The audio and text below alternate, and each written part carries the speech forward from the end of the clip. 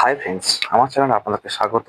এখন যে বিষয় নিয়ে আলোচনা করবো তা হলো প্রাচীন ভারতের ইতিহাস, যেটা বিভিন্ন কম্পিটিটিভ পরীক্ষায় এসএসসি, আপার প্রাইমারি বা এসএসসি যে নবম দশম বা একাদশ দ্বাদশ বিভিন্ন জায়গায় লাগে।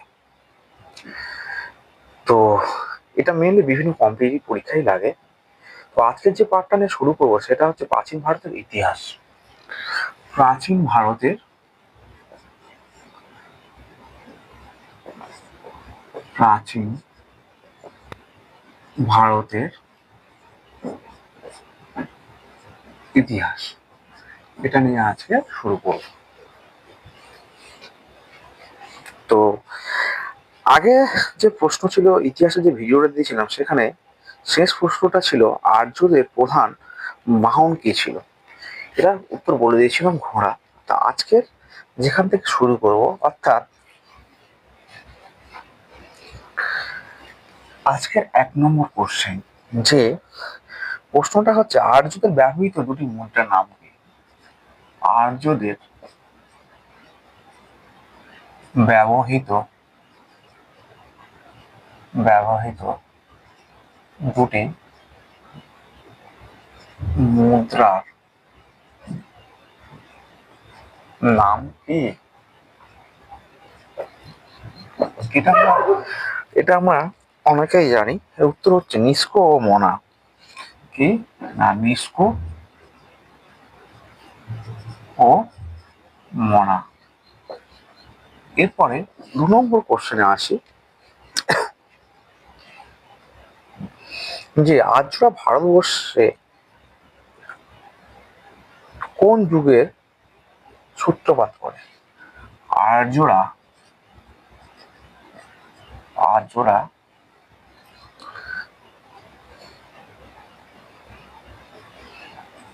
ভারতবর্ষে ভারতবর্ষে কোন যুগের সূচনা করেন, ঠিক আছে, বা সূত্রপাত করেন। এটা উত্তর হবে লৌহ যুগের।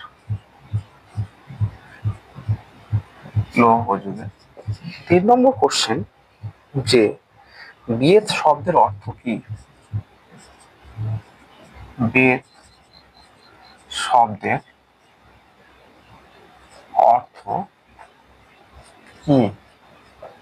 এর সঠিক উত্তর হবে, বেদ শব্দের সঠিক অর্থ হলো, বেদ শব্দের অর্থ হলো জ্ঞান। 4 নম্বর কোশ্চেনে আসি, যে আর্যদের পরিবারে প্রধান কর্তা কে কি বলা হতো, বা আর্যদের পরিবারে প্রধান কর্তা, পরিবারের প্রধান কর্তা কে। প্রধান কর্তা কে, এটা হচ্ছে কে না, ইনি হচ্ছে পিতা। পিতাকে বলা হচ্ছে প্রধান কর্তা। হলো। তো এখানে 4 নম্বর কোশ্চেন হলো। এরপর আসবো আমরা 5 নম্বর কোশ্চেনে।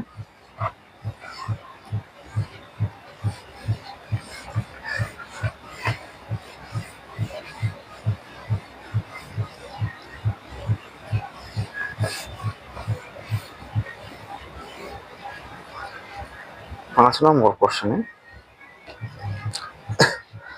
5 নম্বর কোশ্চেনে হচ্ছে, যেটা হবে আজ, যে জৈনদের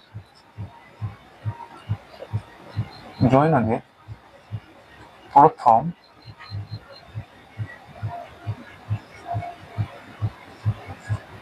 তীর্থঙ্কর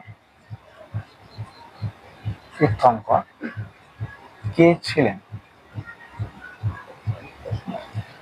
এটা উত্তর হবে ঋষভনাথ।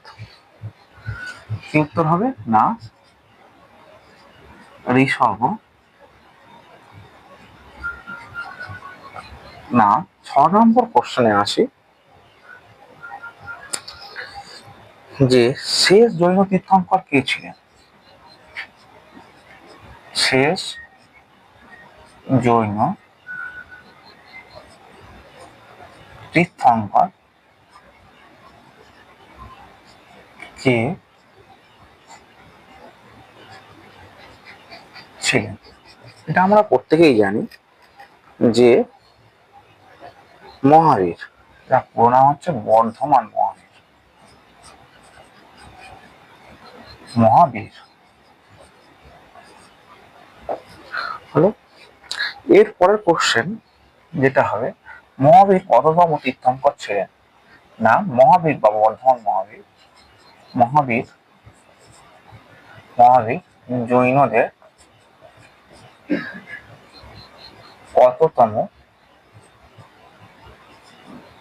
কততম তীর্থঙ্কর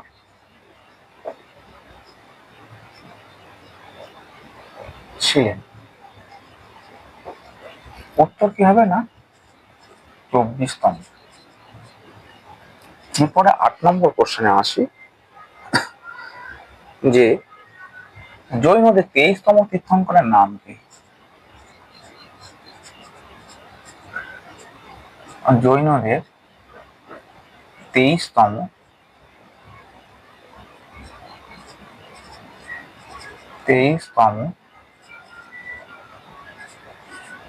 তীর্থঙ্কর কে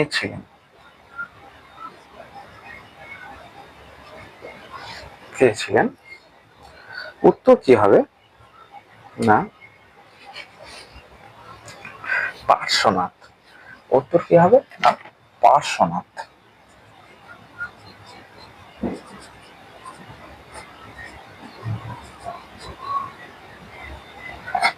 উত্তর কি বললাম? না, পার্শ্বনাথ ছিলেন। ঠিক আছে, এরপরে আসি 9 নম্বর কোশ্চেনে।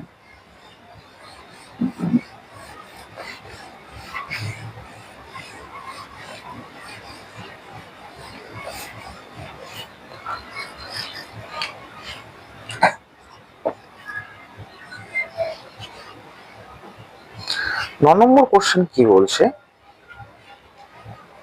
যে জৈন শব্দের অর্থ কি?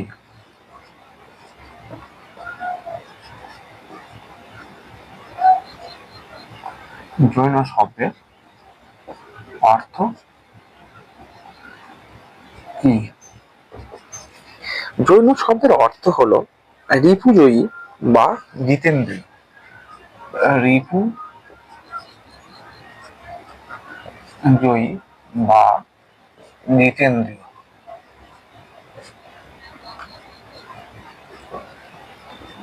10 নম্বর কোশ্চেনে আসি, যে মহাবীর কোথায় দেহত্যাগ করেছিলেন? মহাবীর কোথায় দেহত্যাগ করেছিলেন?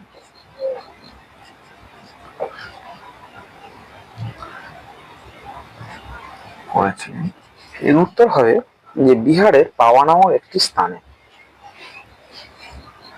বিহারের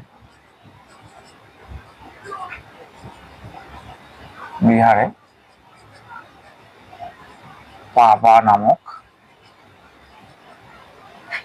স্তরে। তো ইতিহাসে আজকে এই 10টা কোশ্চেন থাকবে। এর পরের দিন আবার নতুন কোশ্চেন নিয়ে আলোচনা করব। তো আপনারা যদি ভিডিওটিকে পছন্দ করেন, অবশ্যই চ্যানেলটিকে সাবস্ক্রাইব করবেন, ভিডিওটিকে বন্ধুদের মধ্যে শেয়ার করবেন, লাইক দিবেন। ধন্যবাদ।